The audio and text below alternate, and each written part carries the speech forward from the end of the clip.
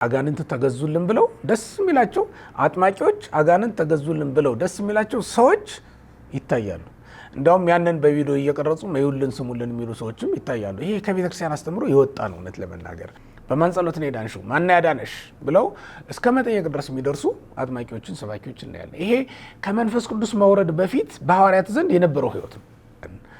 በምትጸልዩት ጸሎታችሁ በምታገለግሉት አገልግሎታችሁ ከንቱ ውዳሴ አዝለው ወይም ከንቱ ውዳሴ ቋጥረው የከንቱ ውዳሴ መባ ይዘውላችሁ የሚመጡ ሰዎች ካሉ ውዳሴ ለእግዚአብሔር ነው በሏቸው። ክርስቲያኖች የሰይጣን ወጥመድ እያጠመዱባችሁ እንደሆነ ታውቃላችሁ። አቤት ሰባኪ፣ አቤት ዘማሪ፣ አቤት ቅዳሴ ብለው የሚናገሯችሁ ሰዎች የሰይጣንን ወጥመድ እየዘረጉ እንደሆነ በፊታችሁ ታውቃላችሁ። እንዴት በፍጹም ንቃት ቤተክርስቲያን መጠበቅ እንችላለን?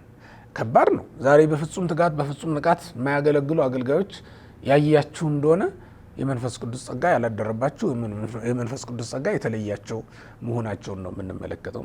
በጥፊ መመታት አለ፣ በሸንጎ ፊት መቆም አለ፣ መገረፍ አለ፣ በባህር መካከል ሲሄዱ መርከባቸው መሰበር አለ፣ ለስጥመት እስኪደርሱ ድረስ ታላቅ የሆነ መንገዳገድ አለ። መናቅ በጣም ከባድ መስቀል ነው ክርስቲያኖች።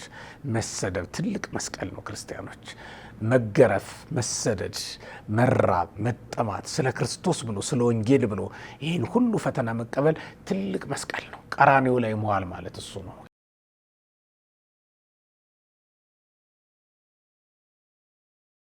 በስመ አብ ወወልድ ወመንፈስ ቅዱስ አሐዱ አምላክ።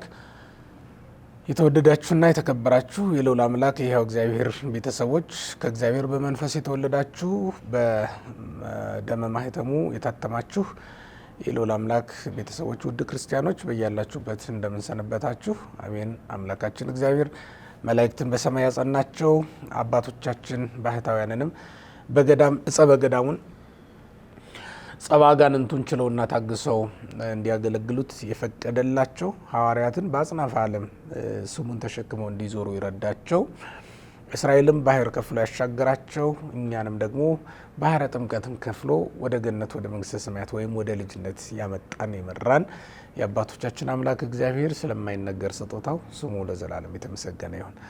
እንደምሰነበታችሁ። እንግዲህ በዓለ ጰራቅሊጦስን እያከበር ነው የምንገኘውና የመጨረሻውን ስለ መንፈስ ቅዱስ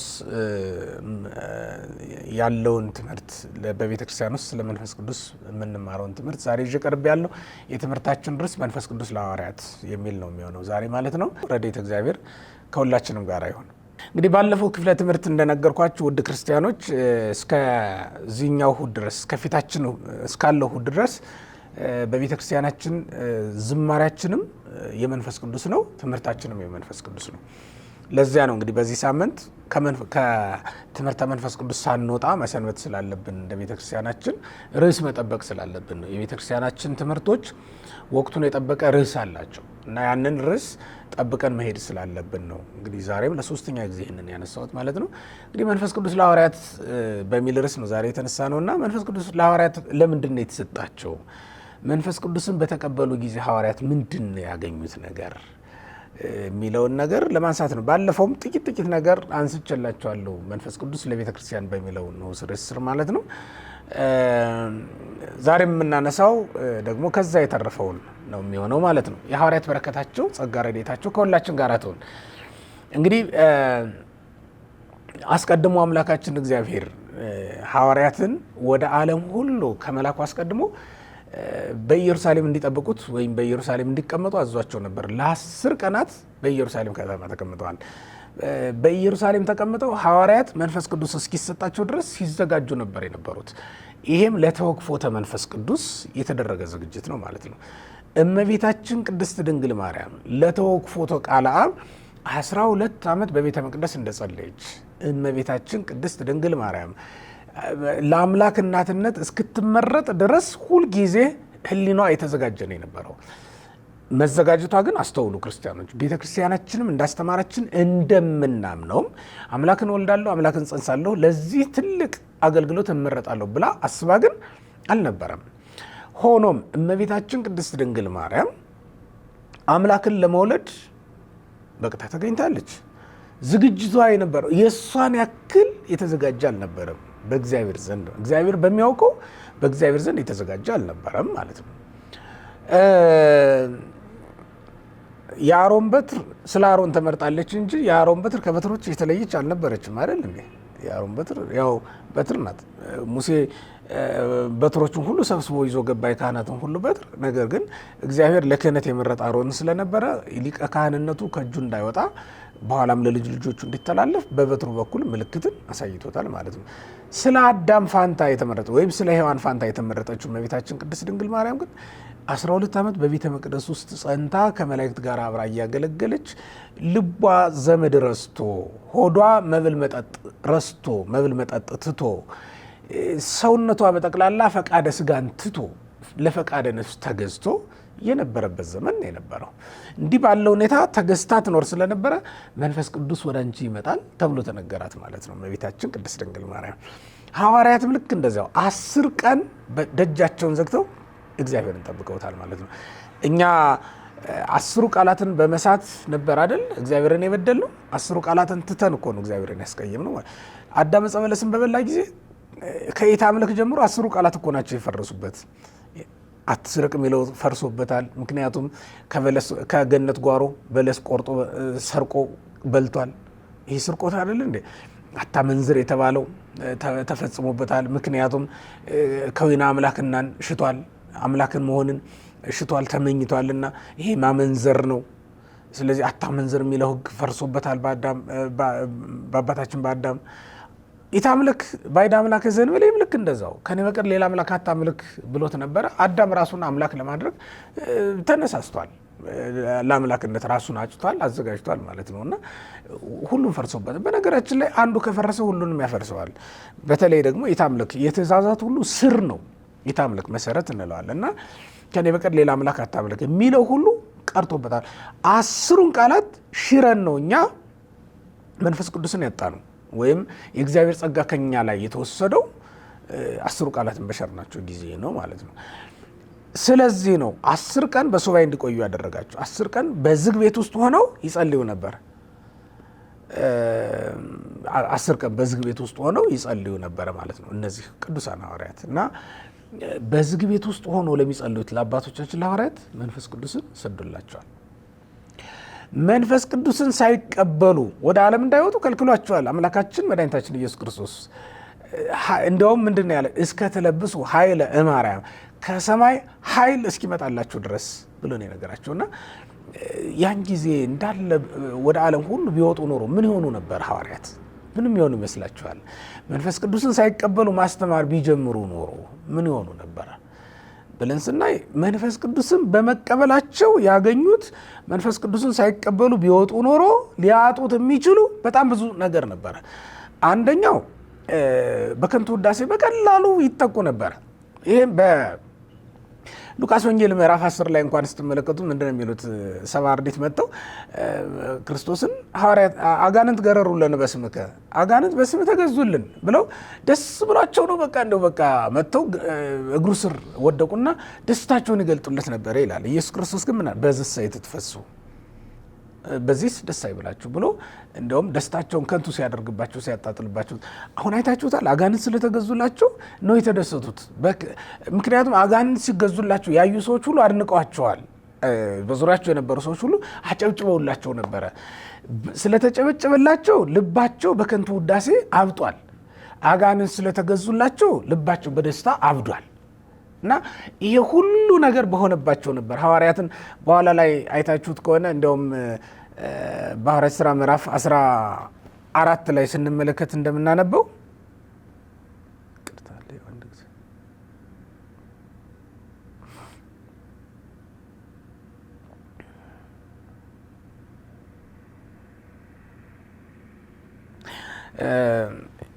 የሐዋርያት ሥራ ምዕራፍ 14 ቁጥር 11 ላይ እንደምንመለከተው አባቶቻችን ሐዋርያት አማልክት ተመሰሉ ሰብአ ተብሎ ተነግሮላቸው ነበር። አማልክት ሰው መስለው ወደኛ መጡብን ብለው ሰዎች መስዋዕት ሊሰውላቸው በሬ ኮርማውን እየመረጡ ይዘውላቸው መጥተው ነበር ይላልና የቤተ መቅደሶቻቸውን አማልክት ስም እየጠሩ ደያ እና ሌሎችን ጣዖታቶቻቸውን እየጠሩ እናንተ ማለት እነሱ ናችሁ እያሉ ያሞግሷቸው ነበርና ያ ሕዝብ በዚያ ዘመን መቅደስ ሰርቶ ሊያመልካቸው ፈቃደኛ ነበር። ምክንያቱም እነሱ ያደረጉትን በዘመናቸው ያደረገላቸው አንድም ሰው ስላልነበረ ነው። አባቶቻችን ሐዋርያት መንፈስ ቅዱስን ሳይቀበሉ ወደ ዓለም ወጥተው ቢሆን ኖሮ የሚገጥማቸውን ፈተና አይታችሁታል። እንዲህ ባለ መጠለፍ፣ እንዲህ ባለ የሰይጣን ወጥመድ ውስጥ ገብተው ወድቀው ባለቁ ነበረ። መምህርም ሐዋርያም አተን በተጎዳን ወንጌል ፈት ሆና በቀረች ነበር። ወንጌል ምንም ስር ሳትሰድ ወድቃ በቀረች ነበር ማለት ተርታ ጎና ተቀር ነበር። እና ከዚህ ሊጠብቃቸው ስለፈለገ ነው እግዚአብሔር። ተመልከቱት፣ ያን ጊዜ አጋንንት ተገዙልን ብለው ደስ አላቸው። ዛሬ ግን ሰዎቹ አማልክት ናችሁ ብለው ሊያመልኳቸው ሲመጡ እንኳን እየጮሁ በሕዝቡ መካከል ሄዱ አይደል? ቅዱስ ጳውሎስ እየጮሁ እኮ ነው። በቃ የሚያሳብድ ቃል ነው የተናገሩት። የምሬት ቃል፣ የስድብ ቃል ቢናገሯቸው እኮ እንደዚህ ባልጮሁ ነበር ሐዋርያት። ምክንያቱም ሐዋርያት የስድብ ቃል ሲናገሯቸው ጮኸው አያውቁም። የምስጋና ቃል ሲናገሯቸው ግን ጮኸው ያውቃሉ። ምክንያቱም የሚጎዳ ስለሆነ ነው። ዛሬም በአንዳንድ ሰዎች ዘንድ ይታያል። አጋንንት ተገዙልን ብለው ደስ የሚላቸው አጥማቂዎች፣ አጋንንት ተገዙልን ብለው ደስ የሚላቸው ሰዎች ይታያሉ። እንዲያውም ያንን በቪዲዮ እየቀረጹ መዩልን ስሙልን የሚሉ ሰዎችም ይታያሉ። ይሄ ከቤተክርስቲያን አስተምሮ የወጣ ነው እውነት ለመናገር። ሆኖም መንፈስ ቅዱስን ያልተቀበለ ሰባኪ፣ መንፈስ ቅዱስ የሌለው አጥማቂ፣ መንፈስ ቅዱስ የሌለው ሐዋርያ ምንጊዜም ለራሱ ክብር ስለሆነ የሚሰራው ለራሱ ክብር የሚፈልግ በመሆኑ ምክንያት ለእግዚአብሔር ክብር ሊሰጥ አይችልም ማለት ነው። እና ያንን እዩልኝ ስሙልኝ እያለ ነው የሚኖረው። ቀና ብዬ ሄድኩት፣ ጎባጣ ነበርኩ፣ ቀና ብዬ ሄድኩት ባንተ ነው። እውር ነበርኩ፣ ማየት የቻልኩት ባንተ ነው። በመሪ ሄድ የነበርኩት፣ ስር መሰመስ የነበርኩት፣ ራሴን ችዬ መሄድ የቻልኩት ባንተ ነው። ገንዘቤን ሰላቢዎች፣ ሟርተኞች እየበሉብኝ ተቸግሬ ነበር። አንተ የጸለይክበትን ጸሎት፣ አንተ የረገጥከውን አፈር ወስጄ ቤቴን ከረጨሁት በኋላ ግን ሰላቢዎች፣ ሟርተኞች ጠፉልኝ ብለው እንዲመሰክሩላቸው የሚያበረታቱ የሚቀሰቅሱ፣ እንዲያውም ገፊ ጥያቄዎችን ሁሉ የሚያነሱ ማለት ነው። በማን ጸሎት ነው የዳንሽው? ማን ያዳነሽ ብለው እስከ መጠየቅ ድረስ የሚደርሱ አጥማቂዎችን፣ ሰባኪዎች እናያለን። ይሄ ከመንፈስ ቅዱስ መውረድ በፊት በሐዋርያት ዘንድ የነበረው ሕይወት ነው። በሐዋርያት ዘንድ የነበረው መንፈስ ቅዱስ ከወረደላቸው በኋላ ግን ተመልከቱት። ይሄ የሐዋርያት ሥራ ምዕራፍ 14 ቁጥር 11 ላይ ያለው ነው ሕይወታቸው። በቃ እየጮሁ ነው የሚለው። ቁጥር 12 ላይ ስትመለከቱ እየጮሁ በሕዝቡ መካከል አለፉ ተብሎ ሊናገር አይደለንም ነው ያሉት። ቅዱስ ጊዮርጊስ ራሱ ምንድን ነው የሚለው? ህዳር 7 ላይ በሚዘመረው መዝሙር ላይ ስለ ቅዱስ ጊዮርጊስ ቅዱስ ያሬድ ምን ይላል? አምላኮሙ ለክርስቲያን ተመስሎ ሰብአ መጻሕብ ያለች ይላል። ያቺ ሴት የክርስቲያኖች አምላክ ሰው መስሎ ወደ እኔ መጣ ብላ በተናገረች ጊዜ ምን አለ? አንሰ የኮንኩ አምላክ አላ ገብረ አምላክ አነ፣ እኔ አምላክ አይደለሁም እኔ አምላክ አገልጋይ ነኝ ብሎ ተናገረ ነው የሚለው። ያልተሰጣቸውን የማይሽቱ ሆኑ ማለት ነው። ተመልከቱት፣ አዳም መንፈስ ቅዱስ በማጣቱ ያልተሰጠውን ሲሻ ተገኘ አይደል? እኛ ግን ወይም ሐዋርያት ግን የተሰጣቸውን ካልሆነ በስተቀር ያልተሰጣቸውን የማይሹ ያልተሰጣቸውን የማይፈልጉ ሆነው ተገኙ ማለት ነው። እና ስለዚህ መንፈስ ቅዱስ ለሐዋርያት በመሰጠቱ ምክንያት ከዚህ ጠብቋቸዋል ማለት ነው። እንዲህ ካለ የሰይጣን ወጥመድ ጠብቋቸዋል። እኛን ሁላችንን እግዚአብሔር በእውነት ከሰይጣን ወጥመድ ይጠብቀን። በምትጸልዩት ጸሎታችሁ፣ በምታገለግሉት አገልግሎታችሁ ከንቱ ውዳሴ አዝለው ወይም ከንቱ ውዳሴ ቋጥረው የከንቱ ውዳሴ መባ ይዘውላችሁ የሚመጡ ሰዎች ካሉ ውዳሴ ለእግዚአብሔር ነው በሏቸው። ክርስቲያኖች የሰይጣን ወጥመድ እያጠመዱባችሁ እንደሆነ ታውቃላችሁ። አቤት ሰባኪ፣ አቤት ዘማሪ፣ አቤት ቅዳሴ ብለው የሚናገሯችሁ ሰዎች የሰይጣንን ወጥመድ እየዘረጉ እንደሆነ በፊታችሁ ታውቃላችሁ። እውነት ለመናገር በባህር ውስጥ ያለ አሳ ከሚጠመደው በላይ አጥማጅ እንዳለብን ልትጠነቀቁ ይገባል፣ ልታውቁ ይገባል ክርስቲያኖች። እና መንፈስ ቅዱስ በውስጣችን አድሮ ይሄን ሊቃወመው ይገባል። ይህን ከንቱ ውዳሴ እንዳልሰማን ሊያደርገን ይገባል። ሐዋርያት ከዛ በኋላ እኮ ከዚህ ድነዋል፣ ከዚህ በሽታ ተፈውሰዋል። እና ከዚህ በሽታ ፈውሷቸው ነው ሊልካቸው የፈለገው፣ ወደ አገልግሎት ሊያሰማራቸው የፈለገው ማለት ነው። ከዚህ በሽታ እንዳይወድቁ ሊጠብቃቸው ኃይልን እስከትቀበሉ ያላቸው ለዚህ አይደል? ሰው እኮ እውነት ለመናገር ውዳሴን መሸከም የሚችል ፍጥረት አይደለም። እንዲያውም ዘለፋ ይሻለዋል፣ ስድብ ይሻለዋል። ከውዳሴ ይልቅ ይጥለዋል፣ ያንገዳግደዋል።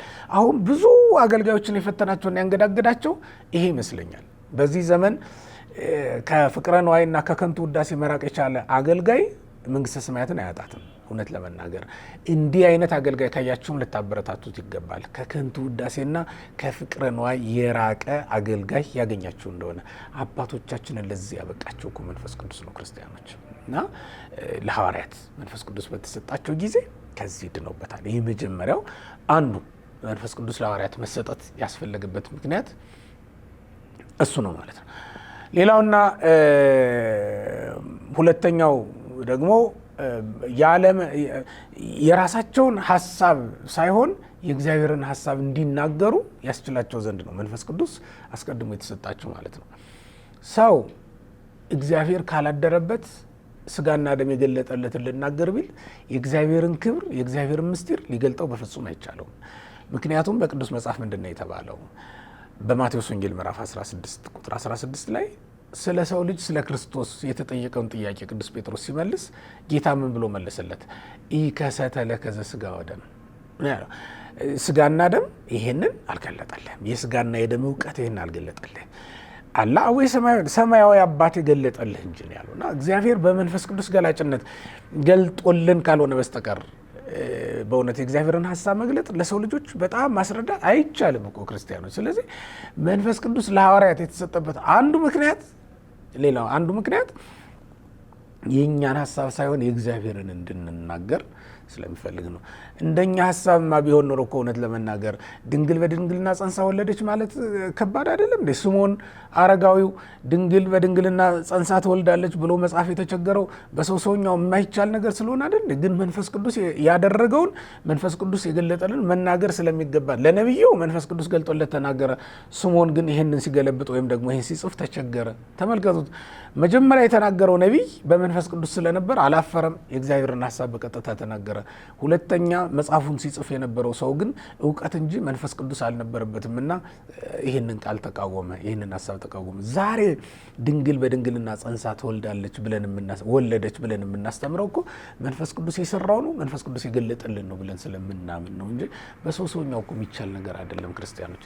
ስለዚህ ወደ ሰውኛ ሐሳብ እናውርደው ብለን በተቸገርን ነበር። አሁን ብዙ ሰዎች ሃይማኖትን ወደ ሰውኛ ሐሳብ ማምጣት፣ በሰው ፍልስፍና ውስጥ ማሾለክ ይፈልጋሉ። ሃይማኖት በሰው ፍልስፍና ውስጥ ወይም በሰው መንገድ ሊሄድ አይችልም። ምክንያቱም ከእግዚአብሔር የተቀበልነው እንጂ እኛ ተመራምረን የደረስንበት ያገኘ ነው ስላይደለ ነው ሃይማኖት። እና በሰው ፍልስፍና ይገባል ብላችሁ እንዳታስቡ።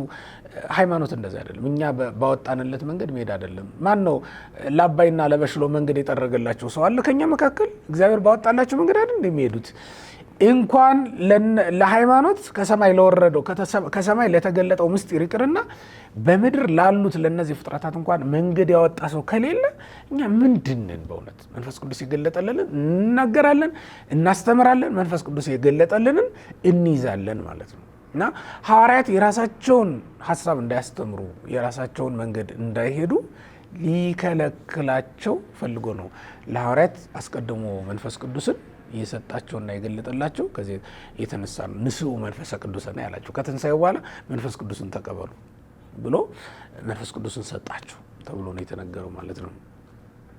እና አንዱ ምክንያት እንግዲህ ወይም ሁለተኛው ምክንያት ማለት ነው በዚህ ትምህርታችን ቅደም ተከተል መሰረት መንፈስ ቅዱስ ለሐዋርያት መሰጠት ያስፈለገበት ነገር ይሄ ነው ማለት ነው። ሶስተኛው በፍጹም ትጋት ቤተክርስቲያን እንዲያገለግሉ ነው። ይሄ ማለት ዓለምን በመተው በቀጥታ ቤተክርስቲያንን ብቻ በፍጹም ሐሳብ እንዲያገለግሏት፣ በፍጹም ሐሳባቸው በፍጹም ልባቸው ቤተክርስቲያን እንዲያገለግሏት ስለፈቀደ ነው መንፈስ ቅዱስ። እንደው ባለፈውም ትምህርታችን ላይ ጠቅሼላችሁ ነበረ። በገዛ ደሙ የዋጃትን የእግዚአብሔርን ቤተክርስቲያን ትጠብቋት ዘንድ አይደል መንፈስ ቅዱስ ሾሟቸዋል ተብሎ ነው የተጻፈውና ለሾማቸው ለመንፈስ ቅዱስ ታማኝ ሆነው እንዲያገለግሏት። ሐዋርያት በገንዘብ አልተከሰሱም። ሐዋርያት በፍቅረ ዘመድ አልተከሰሱም። በዘመድ ፍቅር ተይዘው አልተከሰሱም። ሐዋርያት በፍቅረ ቢሲትም ተይዘው አልታሙም፣ አልተከሰሱም።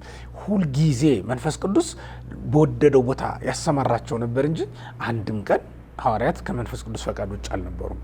እንደውም በሐዋርያት ስራ ላይ ስንመለከት አሁን የሐዋርያት ስራን በተለያየ መንገድ ስንመለከተው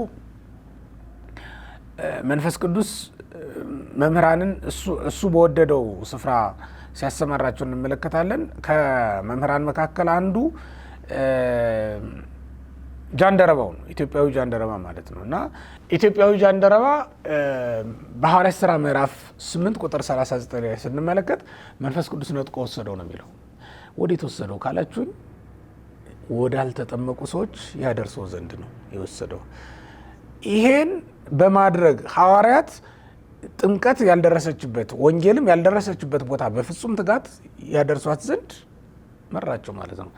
መንፈስ ቅዱስ ባይመራቸው ኖሮ እውነት ለመናገር ከዚያ የንጉሥ ሰረገላ ይሄ ፊልጶስ አብሮት የነበረው ሰው እኮ የኢትዮጵያዊቷ ንግሥት ጃንደረባ እኮ ነው። ሕጽዋለ ህንደኬ የሚባለው የኢትዮጵያ ንግሥት ሁለተኛ ሰው ነው። በኢትዮጵያ ላይ ሁለተኛ ገዥ ማለት ነው። እና በቤተ መንግስት ሰረገላ ላይ ነው ተቀምጦ የነበረው ፊልጶስ ለጊዜው። እሱ ተመችቶት በዛው በቀረ ነበረ። ተመልከቱት፣ በዛው በቀረ ነበረ። ይሄ እንዳይሆን ነው መንፈስ ቅዱስ የሚመራቸው። እና ቤተ ክርስቲያንን በፍጹም ትጋት ነው ያገለግሏት። ወዲያውኑ ነው ልረፍ እንኳን አላለም፣ ወዲያውኑ አንስቶ ወሰደው። እንደውም በጣም የሚገርማችሁ ነገር እንደሆነ ታውቃላችሁ? የሐዋርያት ሥራ ምዕራፍ 10 እና ምዕራፍ 11 ስትመለከቷቸው መንፈስ ቅዱስ በራእይ ለቅዱስ ጴጥሮስ ተገለጠ። ቅዱስ ጴጥሮስ ርቦታል፣ ምግቡ እስኪዘጋጅለት ድረስ ሰገነት ላይ ወጥቶ ተቀምጧል። ራእዩን ገለጠለት። ተመልከቱት፣ እርቦትም እንኳን ምግብ ከማግኘቱ አስቀድሞ መንፈስ ቅዱስ ሊያጠምቃቸው የሚገቡ ሰዎች እንዳሉ ያሳስበው ነበር። አስቀድሞ ምግቤን አምጣልኝ አላለም ቅዱስ ጴጥሮስ። ምክንያቱም እሱ የሚፈልገው ሁልጊዜም የምእመናንን መዳን ስለነበረ ማለት ነው። እና በፍጹም ትጋት ይችን ቤተክርስቲያን ያገለግሏት መንፈስ ቅዱስ አስቀድሞ ስለተሰጣቸውና ዓለምን ስላስረሳቸው ነው። ወገኖቼ ዓለምን እግዚአብሔር ካላስረሳን በስተቀር በልባችን አድሮ መንፈስ ቅዱስ ካላመነነን በስተቀር ከባድ ነው። ክርስቲያኖች እንዴት በፍጹም ትጋት ቤተክርስቲያን ማገልገል እንችላለን? እንዴት በፍጹም ንቃት ቤተክርስቲያን መጠበቅ እንችላለን? ከባድ ነው። ዛሬ በፍጹም ትጋት በፍጹም ንቃት የማያገለግሉ አገልጋዮች ያያችሁ እንደሆነ የመንፈስ ቅዱስ ጸጋ ያላደረባቸው፣ የመንፈስ ቅዱስ ጸጋ የተለያቸው መሆናቸውን ነው የምንመለከተው። ማንኛውም አገልጋይ ሲሾም የመንፈስ ቅዱስ ጸጋ አለበት። በራሱ ስህተት ወይም በራሱ ኃጢአት የመንፈስ ቅዱስን ጸጋ ካላጣው በስተቀር ምንጊዜም ያቺ በዮሐንስ ወንጌል ምዕራፍ 20 ቁጥር 23 ላይ የተቀመጠችው ንስኡ መንፈሰ ቅዱስ የምትለው ቃል ለአገልጋዮች በሙሉ ስትሰጥ የምትኖር ናት። ይህንን የመንፈስ ቅዱስን ጸጋ ተቀበሉ ተብሎ የተነገረው ማለት ነው። የሐዋርያት ሥራ ምዕራፍ 2 ላይ እንደተደረገው መንፈስ ቅዱስ በሐዋርያት ላይ ሲወርድ እንዳየ ነው፣ በአገልጋዮች ላይ ሲወርድ እንዳየ ነው። ምንጊዜም በአገልጋዮች ላይ መንፈስ ቅዱስ ጸጋውን ሲያሳድር ነው የሚኖረው ማለት ነው። እና በመንፈስ ቅዱስ ጸጋ ያገለግሉናል አባቶቻችን። እና እንደው በፍጹም ትጋት እንድናገለግል የእግዚአብሔር መንፈስ መሪነት ወይም የእግዚአብሔር መንፈስ ቅዱስ ጸጋ የግድ አስፈላጊ ስለነበረ ለሐዋርያት ይሄ ተሰጥቷቸዋል ማለት ነው።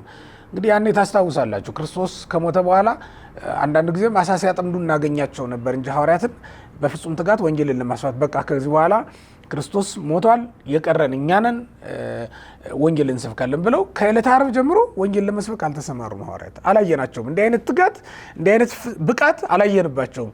መንፈስ ቅዱስን ከተቀበሉ በኋላ ግን አልዋሎም አላደሩም። ዕለቱን ወንጌል መስበክ ጀምረዋል። አየው፣ ወንጌል በመንፈስ ቅዱስ የተሾሙ ሰዎች፣ በመንፈስ ቅዱስ የተቀቡ ሰዎች የሚሰብኳት ሕግ ናት እንጂ ማንኛውም ሰው ወንጌል ልስበክ ስላለ የሚሰብካት አይደለችም። ለዚህ ነው አያችሁ ቃል አዋቂው ሁሉ ወንጌል ሰባኪ መሆን ያቃተው ከዚህ የተነሳ ነው። ልብ በሉ። ቃላትን መደርደር የሚችል ሁሉ በወንጌል ሰዎችን ማነጽ ያልቻለው ለዚህ ነው። ክርስቲያኖች ተመልከቱት።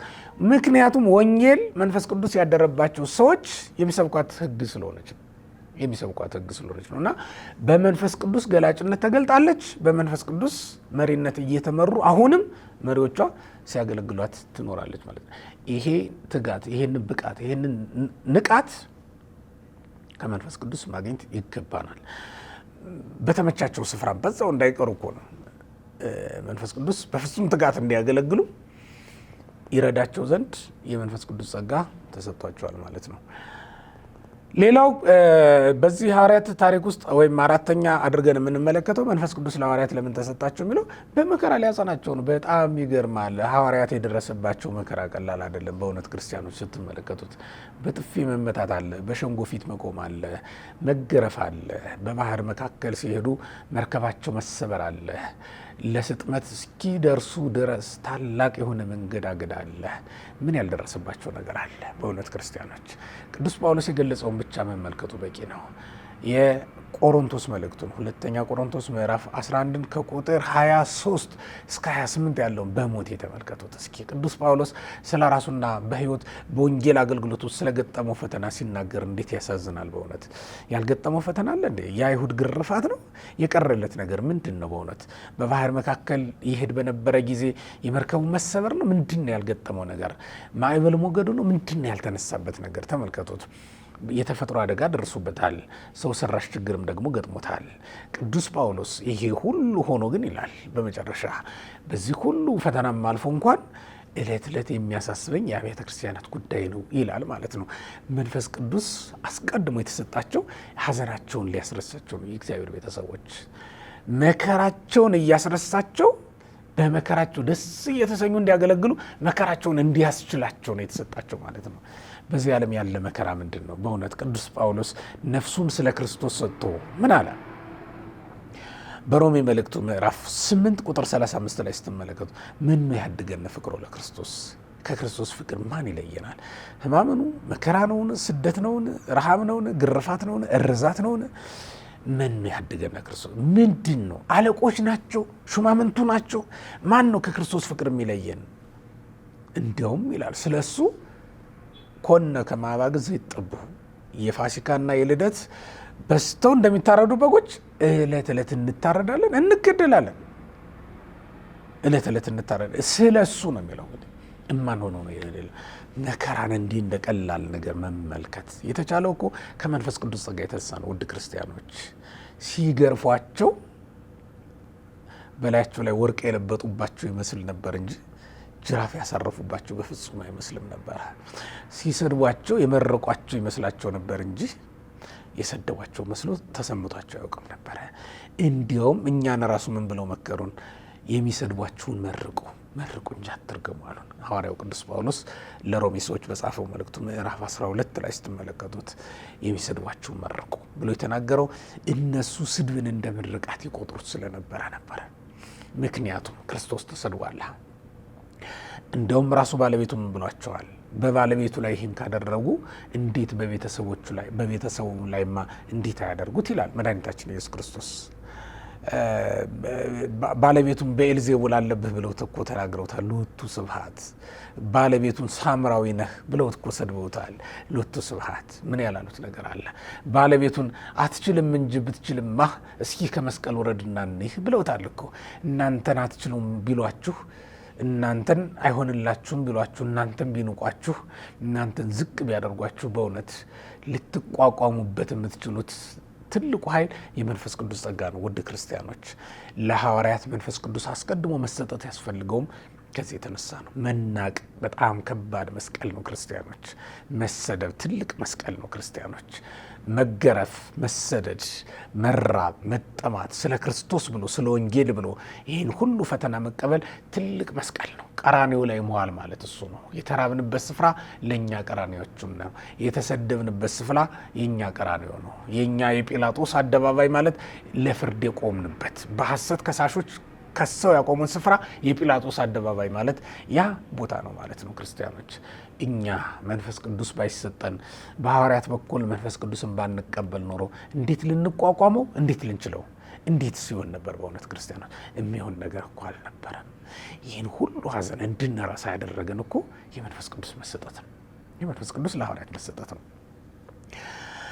እውነት ለመናገር ቆዳውን ተገፉ ለስብከት የሚነሳ ከኛ መካከል አለ? በእውነት ልብሳችንን እንኳን ገፈውን በመነጋው አገልግሎት እናስታጉል አይደል እንዴ? ደሞዛችንን እንኳን ቀምተውናል ብለን አኩርፈን ቅዳሴ እናስታጉል የለም እንዴ? እኛ አገልግሎት እንዘጋ የለም እንዴ? የማዕረግ ስማችንን ሳይጠሩልን ቀሩን ብለን እኮ ስብከት እናስታጉላለን። በጣም ከባድ ነው ክርስቲያኖች። ይህንን የመንፈስ ቅዱስ ስጦታ ከተሰጠው ሰው በስተቀር በእውነት ማን ሊቋቋሙ ይችላል? ማንም አይችልም። ቶማስ ግን ቆዳውን ተገፉ፣ አሁንም ለስብከት ይሄድ ነበር። ቆዳውን ገፈፉት፣ አቆማዳም ሰፉት፣ በዚያም ደግሞ አሸዋ ሞሉት። የተገፈፈ ሰውነቱን ደግሞ ጨው ነሰነሱበት፣ ጨው ተዘጠሰው። እሱ ብቻም አይደለም፣ በጎችን አመጡና እንዲልሱት አደረጉ። ጨው ጣፈጣቸው፣ ስጋውን ቦርቡሮ ጨረሱት።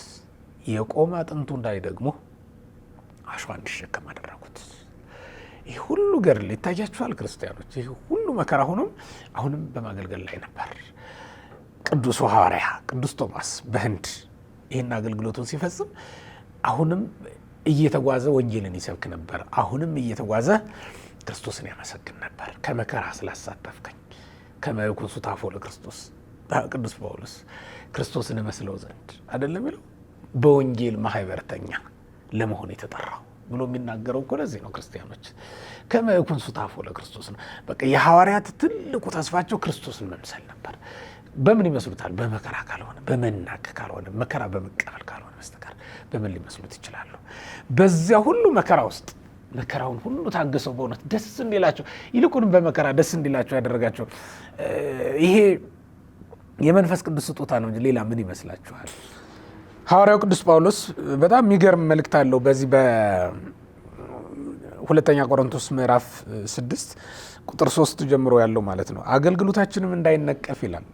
በአንዳችን ነገር ከቶ ማሰናከያ አንሰጥም ይላል። ነገር ግን በሁሉ እንደ እግዚአብሔር አገልጋዮች ራሳችንን እናማጥናለን።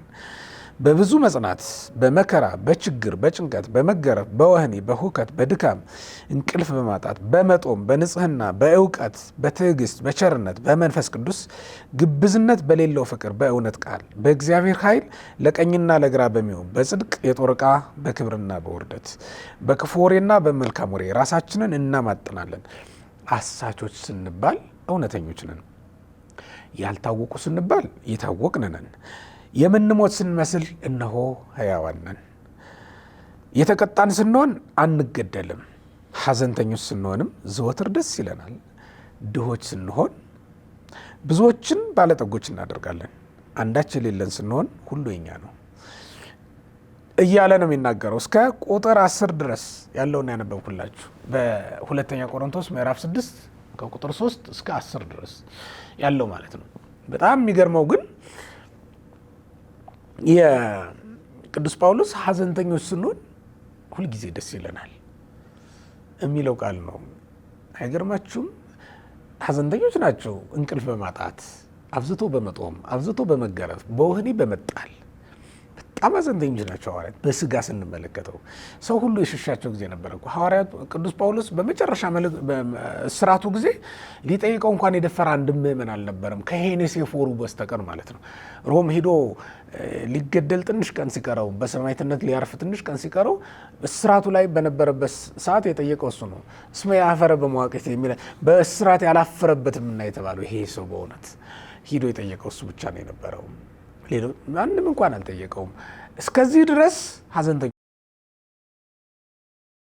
ይልቁንም ቅዱስ ጳውሎስ እንደው ሐዘንተኞች ስንሆን ዘወትር ደስ ይለናል የሚለው ቃል አይገርማችሁም? በእውነት በምንድን ነው ሊደሰቱ የሚችሉት ካላችሁም በመንፈስ ቅዱስ ነው። የቤተክርስቲያን ደስታ መንፈስ ቅዱስ ነው። ለዚህም ነው እንደውም በመጽሐፍ ቅዱስ ላይ ራሱ ኢየሱስ ክርስቶስም ሲያስተምራቸው በቅዱስ ወንጌል 3 ጊዜ መንፈስ ቅዱስን አጽናኙ ብሎታል። በዮሐንስ 14፣ በዮሐንስ 15፣ በዮሐንስ 16 በሶስቱ ምዕራፎች ላይ አጽናኙ ተብሎ ተጠርቷል። ቅዱስ መንፈስ ቅዱስ ማለት ነው እና በውስጣቸው አድሮ የሚያጽናናቸው እሱ ነው። ብቸኝነታቸው፣ በረሃባቸው፣ በጾማቸው፣ በግርፋታቸው፣ በስራታቸው በዚህ ሁሉ እንዳያዝኑ በውስጣቸው አድሮ የሚያጽናናቸው የነበረው መንፈስ ቅዱስ ነው ማለት ነው። ለዚህም ነው ጰራቅሊጦስ የሚለውን ቃል አባቶቻችን በ6 መንገድ ይፈቱታል። 6 አይነት ፍቾች አሉት። ከነዚህ አንዱ መስተፍስህ የሚለው ነው፣ የሚያስደስት የደስታ መንፈስ ማለት ነው። እመቤታችን ቅድስት ድንግል ማርያም ሁልጊዜ ደስተኛ ሆና እንድትኖር ያደረጋት እኮ በውስጧ ያደረው መንፈስ ቅዱስ ነው ማለት ነው። እና መንፈስ ቅዱስ ደስተኛ ሆነው እንዲኖሩ ያደርጋቸው ዘንድ ተሰጥቷቸዋል ማለት ነው። ከዚህ ሰዓት ጀምሮ ይጸናሉ እንጂ ይበረታሉ እንጂ አይደክሙ አባቶቻችን ማለት ነው።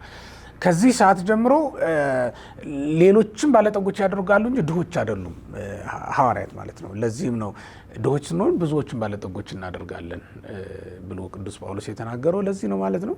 ዛሬም የቤተክርስቲያን ደስታ እሱ ነው። በመነቀፏ፣ በነገስታት ዘንድ በመጣላቷ፣ በሰዎች ዘንድ በማሽሟጠጫ በመሆኗ በዚህ ሁሉ ነገር እንዳታዝን የቤተክርስቲያን ደስታዋ መንፈስ ቅዱስ ነው። ለዚህም ነው እንዲያውም ሐዋርያት እኛን ራሱ ሲመክሩን ምን ብለውናል? ሐዋርያው ቅዱስ ጳውሎስ በኤፌሶ መልእክቱ ምዕራፍ 5 ቁጥር 16 ላይ መንፈስ ይሙላባችሁ እንጂ በወይን ጠጅ አትስከሩ ነው የሚለው።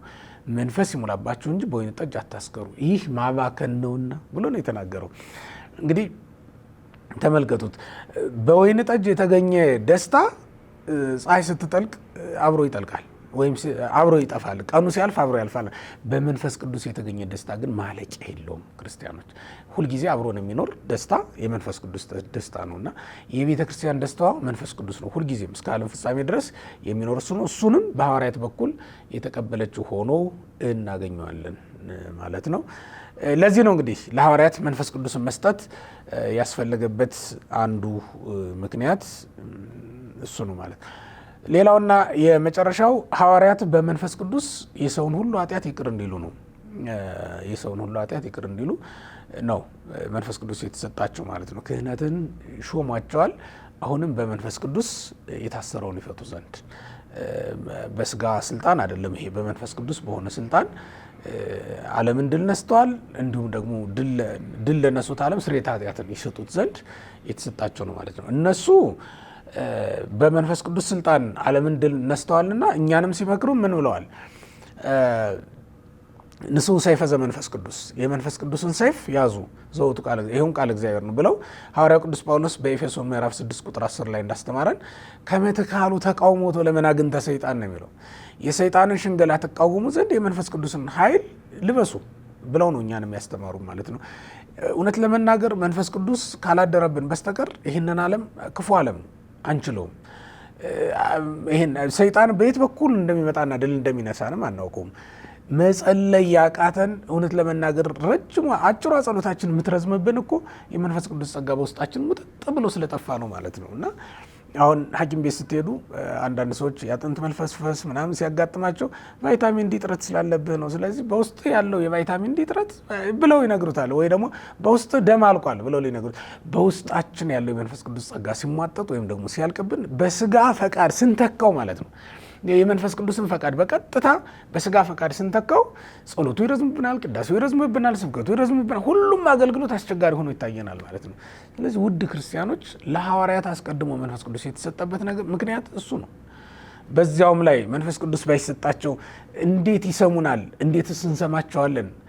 ሐዋርያትን የሰማናቸው እኮ መንፈስ ቅዱስ ስለተሰጣቸው ነው። እኛንም የሰሙን መንፈስ ቅዱስ ስለተሰጣቸው ነው።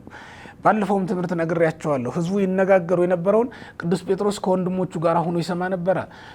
እንዲያውም በቤታችን ሆነን የመከርነው ምክር ሳይቀር ቅዱስ ጴጥሮስ ያውቃሉ፣ ወይም የቤተክርስቲያን መሪዎች ያውቃሉ። በመንፈስ ቅዱስ ተገልጦላቸው የሐዋርያት ሥራ ምዕራፍ 5 ላይ እንዳየነው ሐናንያና ሰጲራ ሲማከሩ ቅዱስ ጴጥሮስ ነበር እንዲያብሯቸው? አልነበረም። መንፈስ ቅዱስ ገልጦለት ነው ያንን ፍርድ የፈረደው ማለት ነው። ስለዚህም ዛሬም ለአባቶቻችን ስልጣነ ክህነትን የሰጣቸው መንፈስ ቅዱስ ለነሱ ምስጢርን ሁሉ ይገልጥላቸዋል ማለት ነው። እንዲሰሙን ያደርጋቸዋል፣ እንድንሰማቸውም ያደርገናል ማለት ነው። በዚህ መንፈስ በዚህ መንገድ እንግዲህ ቤተክርስቲያንን እንዲያገለግሉ አስቀድሞ አምላካችን መድኃኒታችን ኢየሱስ ክርስቶስ ለሐዋርያት መንፈስ ቅዱስን ሰደደላቸው። ለእኛም ዛሬ ለምናገለግል በምድር ላይ ላለን በክርስትና ስም ለተጠራን ለሁላችንም የክርስትና ስራ እንሰራ ዘንድ ክርስቲያን ሆነን እንድንኖር ክርስቲያን ሆነንም እንድንሞት እንዲረዳን ቅዱስ መንፈሱን በውስጣችን ያሳድርብን። እንግዲህ ስለ መንፈስ ቅዱስ ያነሳናቸው ትምህርቶች ከክፍል 1 ጀምሮ እስከ ዛሬ ድረስ እንግዲህ 3ኛው ክፍል ይመስለኛል ስለ መንፈስ ቅዱስ ስንማር ዛሬ 3ኛው ነው። ዛሬ እንግዲህ ይህንን ይመስል ነበረ። አነሳስቶ ያስጀመረን አስጀምሮ የሚያስፈጽመን የአባቶቻችን አምላክ ልዑል እግዚአብሔር ስለ ቸርነቱ ስለ በጎ ስጦታ ሁሉ ስሙ ለዘላለም የተመሰገነ ይሁን። መልካም ጊዜ ይሆንላችሁ። ሰላም ሰንብቱ።